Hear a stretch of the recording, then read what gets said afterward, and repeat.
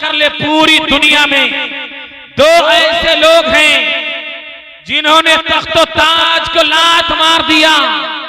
एक हजरत इब्राहिम बिन अदहम, दूसरा कछौछा का मखदूम सिमना। और एक बार और आप चले सिमना से बिहार शरीफ, वहां से इशारा हुआ चले बंगाल, गौसे बंगाला सरकार अलाउल हक पंडवी ने अपने मुरीद सरकार मखदूम सिमना अशरफ जहांगीर कछौछवी को इतना पावर दे दिया, इतना पावर दे दिया।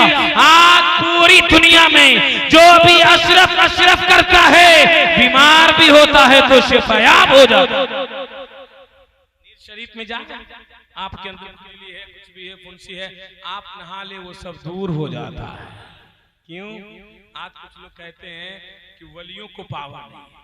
कछौछा के मखदूम सिमना सरकार को जब पावर का ये आलम है, तो उनके दादा गौसे आजम के पावर का आलम क्या हो सकता है।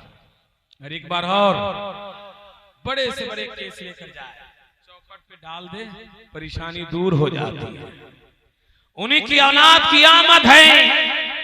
आप इनकी तकरीर भी सुनेंगे, इनसे बड़ा फैज भी आपको मिलेगा।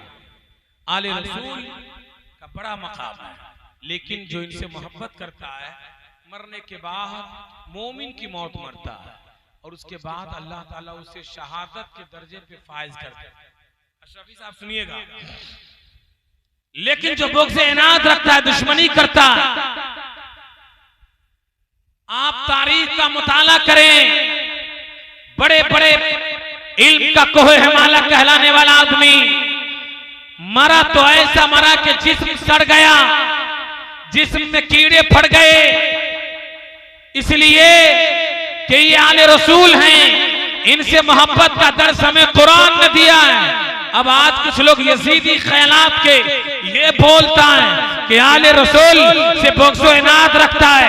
करबला की तारीख पढ़े, करबला में एक तरफ 72 है, दूसरी जानिब 22,000 यजीदी लश्कर है, लेकिन 22,000 का नामो निशान मिट गया।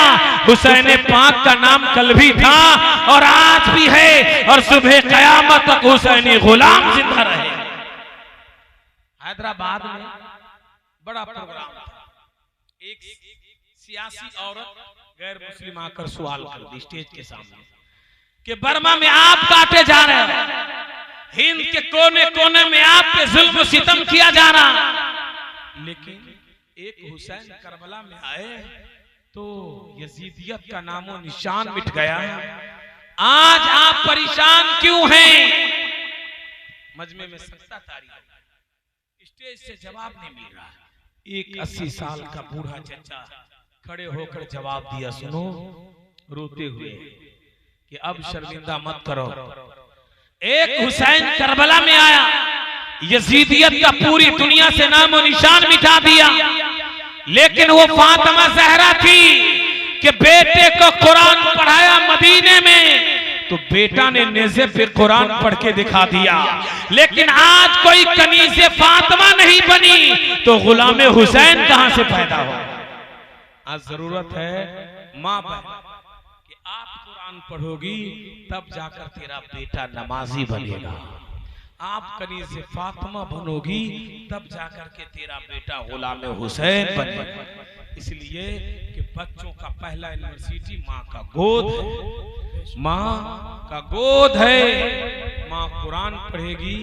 अब माँ के पेट में जब बच्चा होता है, जब माँ कुरान पढ़ती है बगदाद में, तो बेटा गौसे आजम बनता है और 17 पारा कुरान याद कर लेते हैं। तो वक्त की किल्लत दामनगीर है, इंशाअल्लाह फिर तकरीरें होगी, लेकिन सैयद साहब किबला के कुछ तबरुकात हैं, इनका बड़ा मिशन भी है।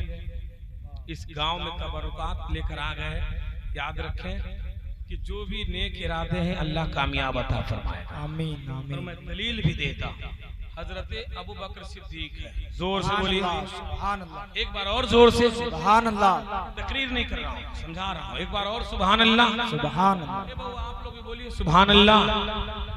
हजरत अबू बकर सिद्दीक हैं, नबी की बारगाह में आया, रसूल अल्लाह, रात मैंने देखा कि मेरे घर में कुरान पढ़ने की आवाज आ रही थी।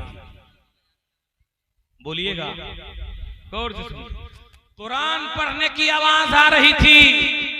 नबी पाक सल्लल्लाहु ताला अलैहि वसल्लम ने फरमाया किसी चीज को घर में रखा है, तो हजरत अबू बकर ने अर्ज किया, हाँ या रसूल अल्लाह, मैंने आपके बाले मुबारक को शीशी में महफूज करके रख लिया है।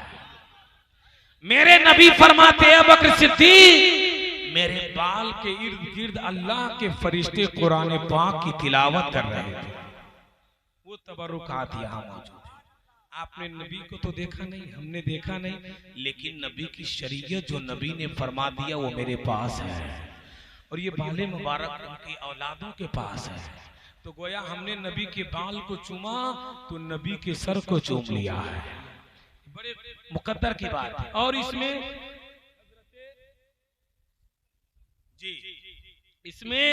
नबी पाक सल्लल्लाहु ताला अलैहि वसल्लम की कब्र अनवर की मिट्टी जो इनके आबाओ अजदाद से इनके पास मौजूद है, ये उलमा मौजूद है। मुफ्ती साहब उलमा फरमाते हैं जो मिट्टी जो जमीन नबी पाक के जिस्म मुबारक से टच है, कायनात की हर चीज से अफजल है।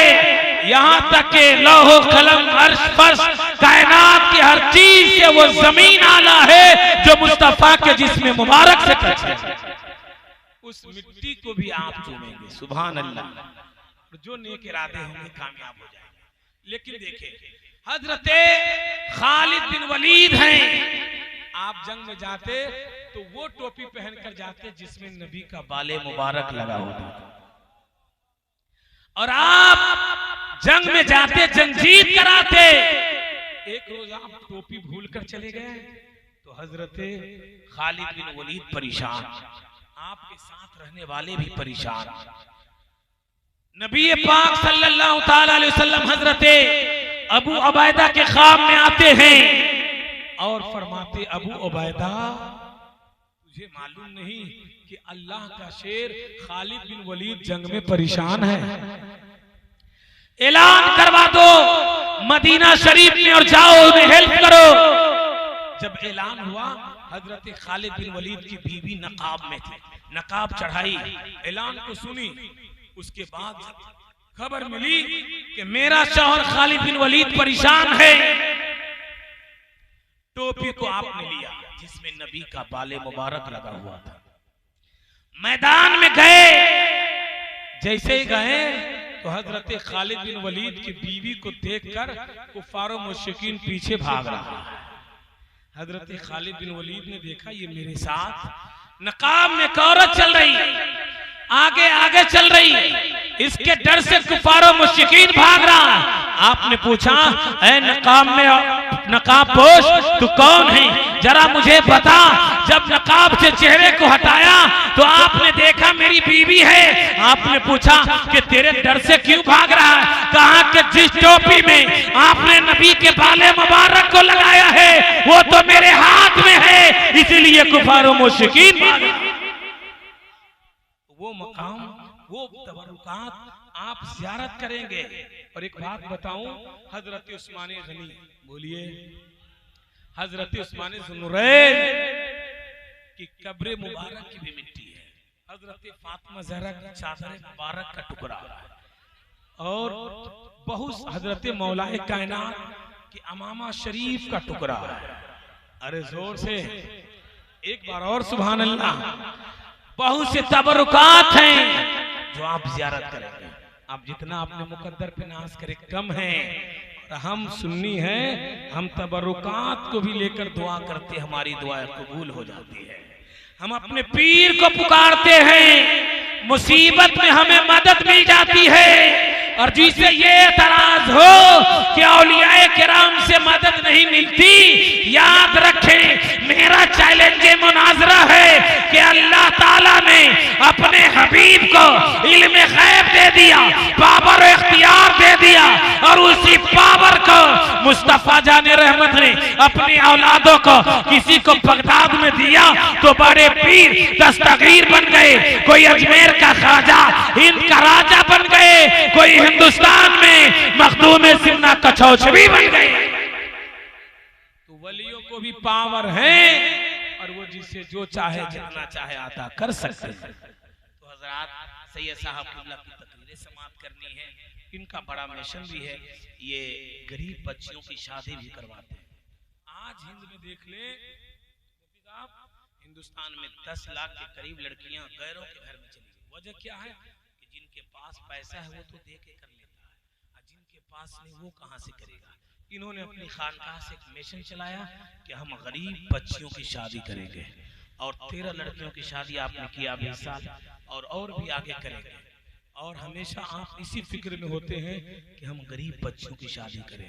अहले बैत के घराने वाले माल जमा नहीं करते, वो गांव देहात करिया करिया नजराने तय करके नहीं जाते हैं, बस वो इस नियत से जाते हैं कि नाना की शरीयत को फैलाना है, नाना के दीन को समझाना है। आपके यहाँ भी आए तो ये कोई नजराना तय करके नहीं आए। और मैं कई मुल्क में हजरत के साथ होता हूँ, कहीं नजराने का डिमांड नहीं, और ये कहते हैं कि मसलके आला हजरत ये है कि बगैर मांग करके तकरीर करनी चाहिए। आज हिंदुस्तान में देखिए कि 30,000 डालो तब आऊंगा, लेकिन जो नहीं मांगता है आदमी सोचता अरे बोलने नहीं आता होगा। बताइए मैं तकरीर कर लेता हूँ कि नहीं कर लेता हूँ? अरे बोलिए। बरेलवी हूँ नेपाल का, लेकिन मुझे बरेलवी होने पे फख्र है। एक बार और सुभान अल्लाह। इसलिए कि जो हमारे पास ईमान है आज, ये बरेली के इमाम अहले सुन्नत का सदका है, आला हजरत का सदका है, और हाथ में दामने ताजुश शरिया है। हमें फख्र है, हम हैं नेपाल के, हमें भी फख्र है। आप जाए बांग्लादेश, बंगाली को बोले उर्दू समझते हो, कहेगा नहीं। भूटान जाइए, कुछ लोगों से पूछिए उर्दू समझ में आती है, कहेगा नहीं। आला हजरत का अशार समझते हो, कहेगा नहीं। लेकिन आप कह दो उनकी महकने दिल के गुंचे खिला दिए हैं, जिस राह चल दिए हैं गूंचे बसा दिए हैं। सरवर कहूं के मालिक मौला कहूं तुझे, बागे खलील का गुले ज़ेबा कहूं तुझे, तो ये बोलता है कि आला हजरत का नाम सुनता हो तो जोर से सुभान अल्लाह कह दे। कहता मैं समझता नहीं हूं, आला हजरत का नाम सुनता हूं तो खुश हो जाता हूं। क्यों? आला हजरत ने ईमान बचाया, पूरी दुनिया में जाया। कतर में मैंने एक रोज खुतबा आला हजरत फतावा रज़विया शरीफ से पढ़ लिया। एक अरबी इत्तिफाक समझने में था और बोल उठा, वल्लाहि या शेख अव्वल मर्रा आना इसमें खुतबा आधा हुआ तय्यब। पूछा कि लिखा किसने? मैंने कहा बरेली के इमाम अहले सुन्नत मुजद्दिद दीन व मिल्लत कातिल शिर्क बिदअत आला हजरत ने लिखा है। और वो आला हजरत जिनकी अब दौलतुल मक्किया पढ़कर आज पूरा नजदी हुकूमत अश कर रहा है। दौलतुल मक्किया बिमादत इल्म गैबिया आला हजरत ने मक्का शरीफ में लिखा। और कुछ ही वक्तों में, जिसे कंप्यूटर आज 10 घंटों में 12 घंटे में नहीं लिख पा रही। सरकार हुज्जतुल इस्लाम जब आए साथ में इंडिया, तो किसी ने कहा कि हुजूर बगैर न कोई किताब देखा गया आला हजरत लिखते चले गए हैं। जब आप बम्बे पहुंचे थे तो मुंबई में किसी पढ़े लिखे लोगों ने पूछा आला हजरत से कि कैसे लिख दिया आपने काबे के हुदूद में, हरम की वादी में आपने कैसे लिख दिया? मेरे आला हजरत कहते हैं लिखाने वाले गौसे आजम थे और लिखने वाला बरेली का अहमद रजा था, तो कैसे नहीं लिख देता। आज अगर कोई एक किताब रिसाला लिख ले और कोई 10,000 इनाम देता है तो खुश हो जाता है। लेकिन मेरे आला हजरत को वहां का शाही, वहां का वाली यानी बादशाह ने कहा, ऐ इमाम अहमद रजा आप मांगिए, क्या मांगना चाहते हैं बोलिएगा। मेरे आला हजरत अगर कह देते वो जो कह देते वो दे देता। मेरे इमाम कहते नहीं, एक रात मुझे रोज़े रसूल पे गुजारने की इजाजत दे दो। जब आला हजरत गए तो नबी पाक की ज़ियारत हुई और आला हजरत कहते हैं, यूं बोलते हैं फिल बदी शायर भी मेरे इमाम, तू जिंदा है वल्लाह, तू जिंदा है वल्लाह, मेरी चश्मे आलम से छुप जाने वाले। ये तमाम अशार उसी वक्त वो सुए लाल हजार फिरते हैं, तेरे दिन है बहार फिरते हैं, जो तेरे दर से यार फिरते हैं, दर बदर यूं ही खार फिरते हैं। जो नबी के दर से फिर गया, हिंद में कोई अशरफ अली थानवी बना, कोई रशीद अहमद गंगोही बना, कोई कासिम नानोतवी बना, जो डॉलरों रियाल पे बिका, और जो मुस्तफा के टुकड़ों पे बिक गया, उसी को तो हम आला हजरत कहते हैं, उसी को तो हम इमाम अहले सुन्नत कहते हैं। इंशाअल्लाह फिर कभी मैं आया तो लंबी तकरीरें होगी। हजरत के ज़ियारत के वक्त मिशन पे भी आप हजरत को ध्यान देना है। आले रसूल औलाद गौसे आज़म हुजूर अपने मिल्लत की तकरीर आप समाअत कर लें। मैं ही ऐलान कर देता हूँ हजरत का इस्तकबाल कर लें। वमा अलैना इल्लल बलाग व आखिरु दवाना अनिल हम्दुलिल्लाहि रब्बिल आलमीन। अस्सलाम।